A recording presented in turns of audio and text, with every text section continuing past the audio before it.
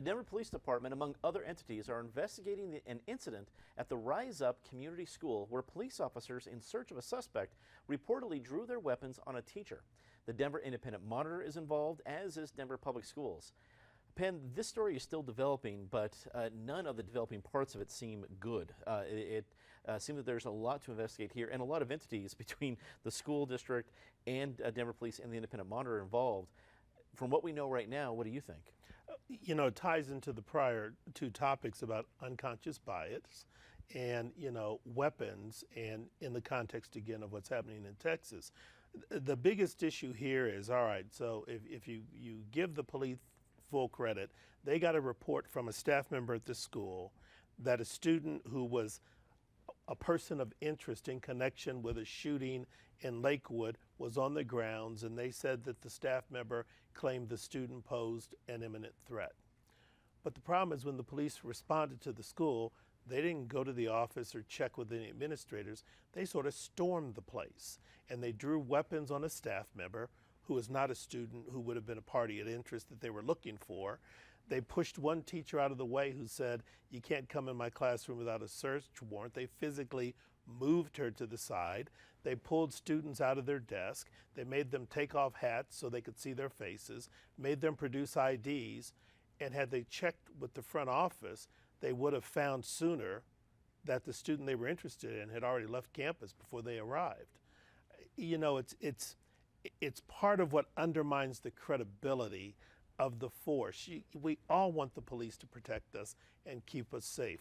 We all want people to report suspicious behavior to the police, but we want the police to respond appropriately and judiciously, especially when they're thinking about drawing their weapons.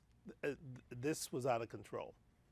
Chris, with so many different people as part of this investigation now, it seems it's going to make a pretty big impact. This isn't just Denver Police. There's a lot of folks involved. What are your thoughts? Well, they were looking for somebody for a serious crime, right? A person of interest in a shooting. We're all a little bit freaked out right now. We're all a little bit on edge as far as school shootings go. How they handled it was clearly wrong, but you also have to think about what position they're in. They are sort of the bulwark between us and people who shoot people. And so when they went into that school, they took looking for a person who is a shooter very, very seriously. They handled it very wrong. But where is the line? I mean, how can they walk the line to treat innocent people, these other students, in a way that preserves their dignity while also handling a situation with urgency?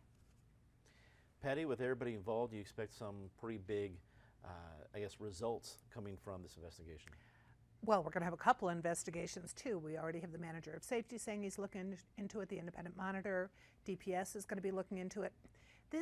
It's interesting because Rise Up, which is downtown, a downtown charter school, 150 students, so it's not a huge campus.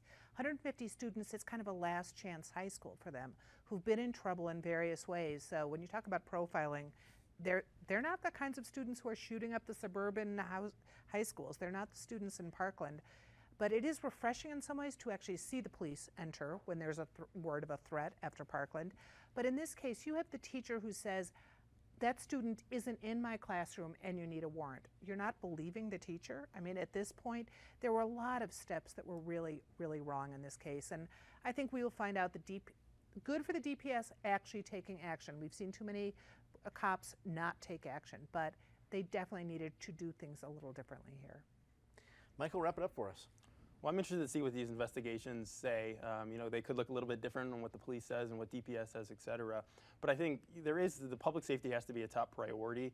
And the fact that this could have been a serious, you think about if that person, the suspect would have, taken somebody hostage or shot somebody in the school, the call would have been, what were the police doing? They knew they had information. And so you want to err on that side, but then also, to Penn's point, it seems like it was a way overdone, that there were people, telling them this person's not here. They don't have to pull their guns. They don't have to shove people out of the way. And so, there has to be a balance there, and that maybe more training has to be done in order to say, how serious is this threat really? But, it's a tough call, and the investigations will tell us a lot more.